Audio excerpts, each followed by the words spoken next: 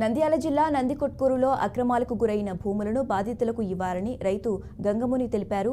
గత 40 సంవత్సరాలుగా 375, 264 సర్వే నెంబర్లో ఉన్న భూములను సాగు చేసుకుంటున్నారని బాధిత రైతులు చెప్పారు. కానీ రెవెన్యూ అధికారులు అనుభవంలో లేని వారి పేర్ల మీద ఆన్లైన్లో నమోదు చేశారని ఆరోపించారు.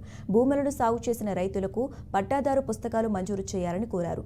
సంబంధిత అధికారులు న్యాయం చేయకపోతే ఆత్మహత్య చేసుకుంటామన్న బాధిత రైతులు ఆవేదన వ్యక్తం చేశారు. గ్రామంలో 375 సర్వే నెంబరు, 264 సర్వే నెంబర్లో గత 40 సంవత్సరాల నుంచి అనుభవంలో ఉన్న రైతులకు భూమి మొన్న జరిగిన భూ సర్వేలో చేయకుండా 40 సంవత్సరాల నుంచి అధికారుల చుట్టూ మేము తిరిగినా కూడా చేయకుండా ఒక ప్రభుత్వ ఉద్యోగి రైతుకు అన్యక్రాంతం చేసి ఉన్నారు. వాళ్ళ పేరు మీద పాస్బుక్లు ఇచ్చి 10 సంవత్సరాల నుంచి పాస్బుక్లు ఇచ్చి వాళ్లకు ఆ యొక్క భూమిని కేటాయించడం జరిగింది.